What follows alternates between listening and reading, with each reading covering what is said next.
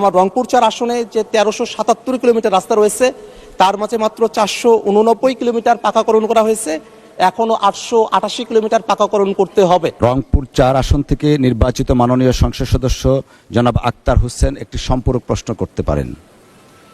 ধন্যবাদ। মাননীয় স্পিকার, আপনার মাধ্যমে মাননীয় মন্ত্রীর দৃষ্টি আকর্ষণ করছি, আমরা যারা প্রত্যন্ত গ্রামাঞ্চল থেকে নির্বাচিত হয়েছি, আমরা আমাদের গ্রামের মানুষদেরকে সাথে নিয়ে আমরা যোগাযোগ ব্যবস্থার দুরবস্থার কারণে আমরা অত্যন্ত ভোগান্তির শিকার। আমাদের একেবারে প্রত্যন্ত গ্রামাঞ্চলগুলোতে একটা অ্যাম্বুলেন্স বাড়ি পর্যন্ত যাওয়ার কোনো ব্যবস্থাপনা নেই। এখন বর্ষাকাল সামনে চলে এসেছে, সেই বর্ষাকালে মানুষেরা তাদের বাড়িতে পর্যন্ত যেতে পারেন না।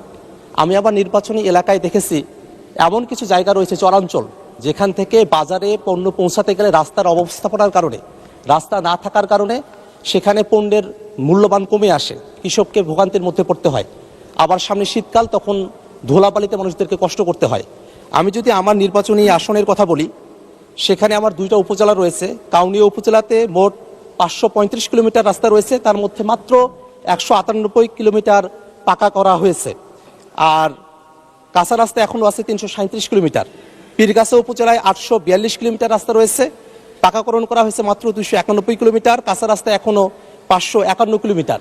অর্থাৎ আমার রংপুর ৪ আসনে যে 1377 কিলোমিটার রাস্তা রয়েছে তার মাঝে মাত্র 489 কিলোমিটার পাকাকরণ করা হয়েছে, এখনও 888 কিলোমিটার পাকাকরণ করতে হবে।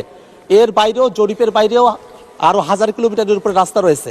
আমার জানতে চাওয়ার বিষয় হলো যে সরকার বিভিন্ন সময়ে অনেক মেগা প্রকল্প গ্রহণ করে থাকে, যে মেগা প্রকল্পগুলোর মধ্য থেকে দেশ এগিয়ে যায়।